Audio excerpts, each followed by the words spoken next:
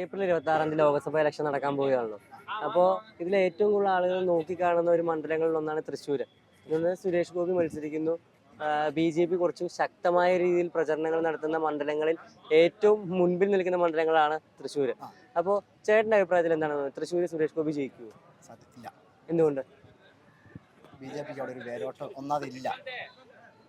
മുരളിക്കായിരിക്കും സാധ്യത.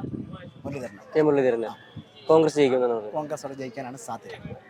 മുരളീധരന് പണ്ട് തിരുവനന്തപുരത്ത് മത്സരിച്ച സമയത്തും അതേപോലെ വടകര മത്സരിപ്പിച്ച സമയത്തൊക്കെ കോൺഗ്രസിലെ ഒരു കൂട്ടം ആൾക്കാർ മുരളീധരനെ ഒതുക്കാനുള്ള ശ്രമമാണ് നടത്തിയത്. ഈ പ്രാവശ്യം മുരളീധരനെ ഒതുക്കാൻ നടത്തിയ ശ്രമത്തിന്റെ ഭാഗമായിട്ടാണ് മുരളീധരനെ തൃശ്ശൂർ കൊണ്ടിട്ടത്. പക്ഷെ മുരളീധരന്റെ ഒരു വ്യക്തിപ്രഭാവം എന്ന് പറയുന്നത് കേരളത്തിലെ കോൺഗ്രസ് നേതാക്കന്മാർക്കൊന്നും ഇല്ലാത്തൊരു വ്യക്തിപ്രഭാവമുള്ള ഒരാളാണ് മുരളീധരൻ. കാരണം കോഴിക്കോടുകാരനായ എനിക്ക് അതിനെക്കുറിച്ച് നന്നായിട്ട് അറിയാം. മുരളി അവിടെ ജയിക്കും, 100% ഉറപ്പാണ്. 100%. ഇപ്പൊ പല കോണുകളിൽ നിന്ന് അഭിപ്രായം വരുന്നുണ്ട്. സുരേഷ് ഗോപി എന്ന് പറഞ്ഞ വ്യക്തിയെ തങ്ങൾക്ക് ഇഷ്ടമാണ്, പക്ഷേ സുരേഷ് ഗോപി BJP പാർട്ടിയിലായതുകൊണ്ട് മാത്രം തങ്ങൾക്ക് ഇഷ്ടമല്ല എന്ന്. അപ്പോൾ ഒരു നല്ല വ്യക്തിയെ വെറുക്കാൻ മാത്രം ഈ പാർട്ടി അത്രയും മോശമാണോ?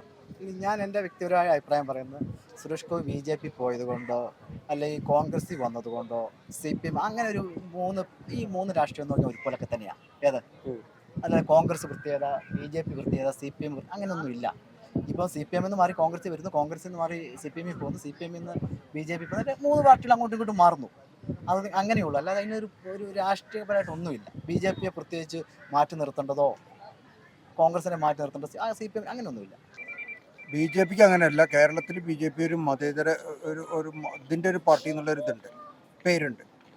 അല്ലാണ്ട് ഇത് ഈ ഒരു മതത്തിന് മാത്രമുള്ളതാണെന്നുള്ളത് അത് വെച്ച് നോക്കുമ്പോൾ ആൾക്കാർക്ക് അതിനോടൊരു ദേഷ്യം വരും. കാരണം നമ്മുടെ കേരളത്തിലെ എല്ലാ മതങ്ങളും ഒരേമാതിരി ഒരു സ്നേഹത്തിൽ ഇതാവണമെന്നല്ലോ.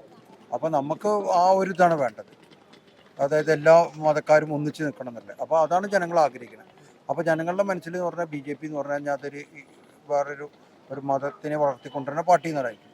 അപ്പോൾ അങ്ങനെ വരുമ്പോൾ അവർക്ക് വോട്ട് കിട്ടാൻ ആ ഒരു ബേസ് വെച്ച് വോട്ട് കിട്ടാൻ ചാൻസ് കുറവാണ്. പക്ഷേ വ്യക്തി എന്നുള്ള നിലയിൽ സുരേഷ് ഗോപി കുറേ നല്ല കാര്യങ്ങൾ ചെയ്യുന്നുണ്ട്. അപ്പോൾ അത് വെച്ച് അദ്ദേഹത്തിന് വോട്ട് കിട്ടാൻ സാധ്യത.